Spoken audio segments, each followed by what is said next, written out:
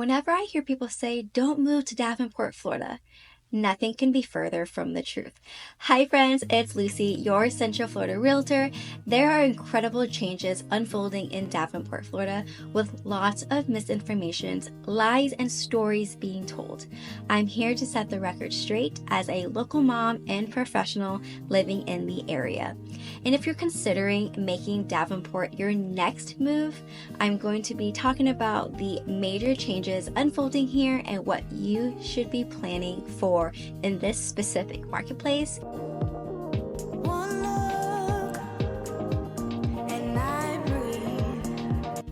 I want to give you a unique perspective that I believe is lacking here on YouTube space.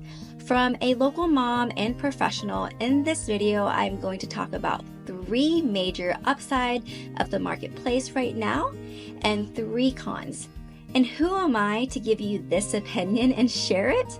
Well, I happen to live here with my family, and I have over 4 years of real estate experience as a real estate expert that has closed over 25 million in sales, and I bring a unique yet specialized point of view in this conversation. Davenport is located minutes from Disney parks and southwest of Orlando, nestled in the Central Florida just off of I-4 and Highway 27.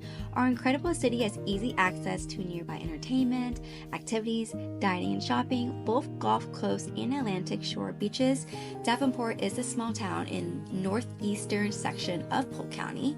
Its close proximity to Disney World makes it a very popular destination for tourists wanting to visit the famous theme park.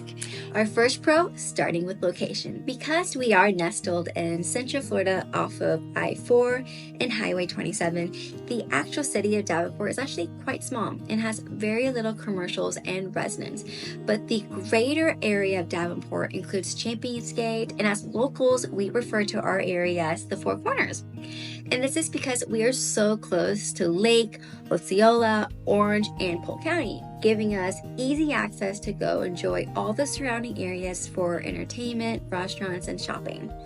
And because we are only 10 miles from Disney World, we really live like we're on vacations. We all have annual passes to go to the parks, and Davenport specifically is very unique because our communities have a lot of vacation homeowners and short-term rental lifestyle in mind, giving us that like stress-free, maintenance-free lifestyle that a lot of us dreamed when we first moved to Florida. So a little bit more about my experience here as a local mom and friend. So like here, I've made a really good group of mom friends, and usually we go to other areas that are nearby. Like if we want to have brunch, we're going to go to a farmer's market in Winter Garden, which is 20 minutes from my house, and then go to the farmer's market and then have brunch there. Or we'll go to Celebration and we'll do the same. And if we want to stay local, then we'll go to the Champions Gate and we'll have a nice dinner or a happy hour there.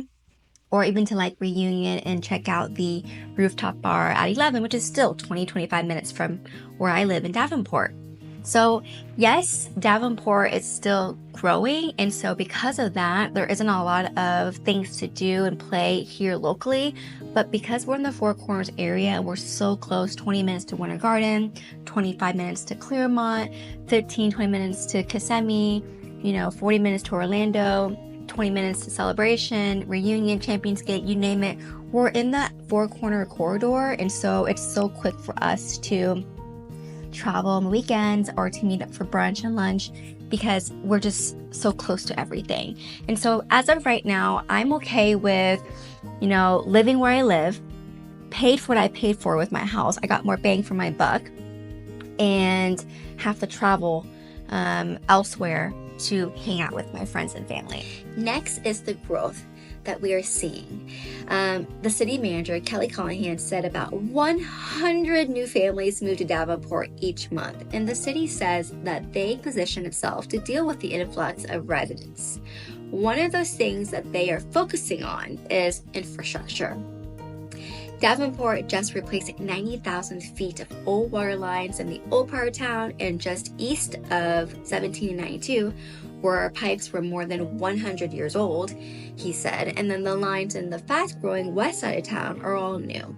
So in the last 5 or so years, the city has already installed new fire hydrants, valves, and meters, and built a brand new fire station and bought a new fire truck.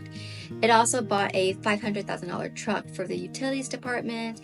Not a lot of cities can say they have all new water lines and a sewer plant. So to keep pace with residential growth, the city has also added more than 20 new employees and now has a total of 90, he said. Most of the positions have been added to the fire, police, and utilities department, but the city also added a new building inspector and permit technicians. Polk County Public Schools have also taken note of the growth in Davenport as well, building new schools such as Navigator Academy of Leadership, a charter school, Belicita, an elementary school, Mater Academy, which was an elementary school but recently added a middle school, and of course Davenport High School, which all opened recently. But Davenport is not known for its schools, as this area primarily has always been a vacation tourist area. But with the growth, I feel like schools here have really started to improve on their testing, and we have seen that in the ratings. We actually send my little kindergartner to one of the 2 top-rated A schools in Davenport. And so far, we love it, and we have no complaints. And in the last few years, several strip malls have been added, tons of new standalone businesses, and we are seeing continued growth on commercial up and down 27. Like I always tell people, where there are people, businesses will follow. The city has also noticed the lack of the recreational activities for Davenport residents, and they also in recent years, they built an $8 million community center and recently announced that they're also adding a new sport complex coming to Davenport. This is another $8 million project to provide more recreational activities as well as new football and baseball fields. The last pro is its housing affordability. The reason why we came out here to Davenport from Lake Nona was because we got more house for the price of the home. Easily, my house can probably appraise for low 500,000s, but for the exact same house, you're looking closer to the mid 6 to low 700,000s in Orlando. So you can get a pretty good deal for a 4-bedroom, 2-bath pool home here due to the high vacant vacation home inventory that has increased in recent years. And so as a realtor, I think there are opportunities here if you're looking to make one, for sure. And then to kind of talk more about the housing affordability in Davenport, you really could find a new build, a 4-bedroom, 2-bath with a yard for $380. And then have the builders pay for your closing costs. And some of them are offering special financing as low as 3.99%, or most recently, I see a lot of 4.99% as well. So you're just, compared to the rest of Central Florida, Davenport is still affordable. And it's because Davenport is, a little further from everything else. And we just don't have everything yet, commercial-wise, businesses-wise. And that is why homes are still affordable. I think give it 10, 15 years, it's going to definitely progress, and it will be like the next Claremont area where you'll have a mixed of, more prominent, more fluid neighborhoods, residential areas, and then you'll have some short-term rental areas. And I think that's where Davenport will go in the next 10 years. And so as a local, I'm okay with Davenport's growth and sacrificing that we don't have everything here, but I know in the next 10 years, it's going to become one of the surrounding towns that we do currently enjoy. Historically, we are known as a tourist area due to the proximity that we are to Disney World, but I've noticed a shift in a lot of the traditional vacation home communities have gone more residential in recent years. Most new build communities have also started to restrict short-term rentals and primarily advertise to families and homestead occupancies. and moving away from vacation homes. This is not to say that Davenport still isn't a vacation home touristy area, because it is, but based on my experience of helping so many families move here, I've just seen a shift from owning a vacation home to more families actually moving in. And let's talk about some cons that are valid in Davenport, starting with growth. Many locals who lived here 10, 15, even 20 years ago absolutely hate that we are one of the fastest growing areas in the country. They miss the orange grove trees, the rural small town feel that Davenport once was.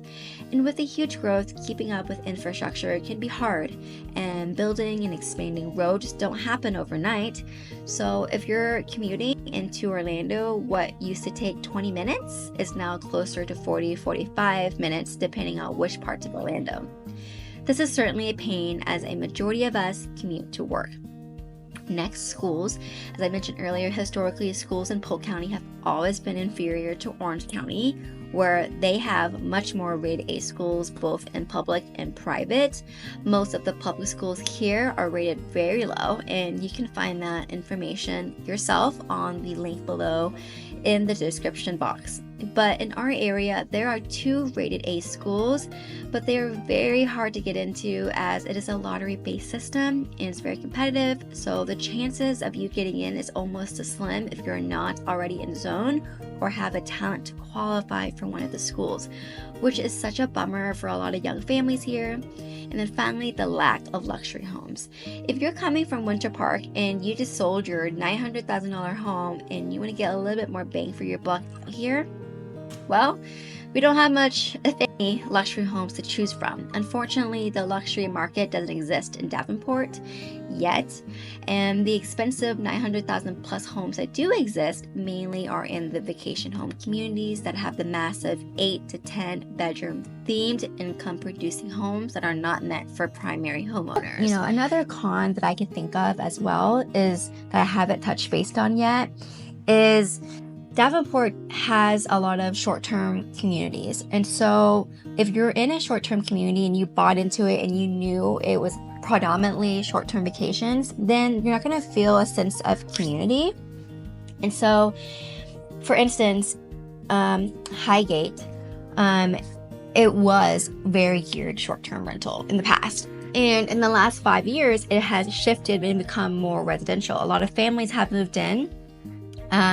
So like Halloween, for instance, in that community, maybe 40% are vacation homeowners and the rest are residential. But as you know, more families starting to move in, you're seeing more houses participate with trick-or-treating because there's more of a community feel. There's more kids walking around for school, and there's more kids doing the trick-or-treating. So you're seeing more families in these that used to be very vacation rental predominantly, and now has just become more residential. And I'm seeing that all different pockets throughout Davenport. Smaller, older communities like off of Ronald Reagan, a lot of those older ones have also become more residential as well, that used to be short-term. A lot of the new build communities have also restricted short-term rentals and just said no to that, and they're only advertising to families, and they're only allowing homestead primary homes. So there are that change, and I think with Davenport's growth, we're going to start seeing that more and more. Even though Davenport has always had that, reputation of being touristy and just vacation homeowners and Disney tourists, I think we're starting to see a shift. But I'm okay with living in a short-term rental community, because I live in a short-term rental community, and I don't mind both side of my neighbors or vacation homes. And yes, we have random people in and out, but I'm not stuck with a bad neighbor for years on out, because these guests change. And so we've actually haven't had any noise complaints or issues with the vacationers, because a lot of the homeowners are very strict with their guests. They don't allow parties. It's a 3-night minimum. And so they're trying to deter it, because they know people live, and they know we live next door. So they've been very mindful and thoughtful of the full-time residents that do live in the short-term rental communities. And another thing that we considered when we bought our home, knowing it was in a short-term rental, because we bought the home fully furnished. It was geared as an Airbnb, and the previous homeowners were from UK, and so they used this as their second home, and when they weren't here, they rented it out. And the reason why we weren't like pushed back on the idea of purchasing a fully furnished vacation home was, we'll buy it and we'll live in here for 10-15 years, and once our kids are out of school, and if we want to turn around and rent this house, we can. We don't have any rental restrictions, right? So if I wanted to do it as a long-term, 12-month leases, if I wanted to do 3-night minimum and do Airbnb and short-term rentals, I can, because my community isn't restrictive. If you're buying into a residential community in Davenport, that community is no longer eligible for short-term rental. That is in the bylaws for the HOA, and if down the road you change your mind and you move out or whatever, and you want to list it for Airbnb because you're so close to Disney, and you have the amenities, because a lot of the homes do have the resort-style communities, you can't. You're stuck. And so there is a pro and a con to living in a vacation home, because again, do you want the noisy neighbors, the revolving door, or having some flexibility down the road, because you never know what life throws at you, and if you were to move or didn't have to sell, then you could turn your house into an Airbnb and take advantage of the location, because again, we're less than 10 miles from Disney. So there are some pros and cons of living in Davenport as a full-time resident. I definitely think that. And I think as of right now, this what makes sense for our family, and I have no regrets as a full-time Davenport resident. So let me end this to say, Davenport is a great place to live. So many great amenities, including 7 well-known golf courses, places to shop like at Posner Park, and restaurants to eat like in Champions Gate. But right now, we are mainly going to other places on the weekends to spend our time and hang out, eat with our friends. As we start to see more commercial growth, as people figure out Davenport can be a great place to be able to live, work, and play, I think it will become more residential with things to do as people continue to move here. Again, thanks for watching, and I'll see you in the next video. Bye!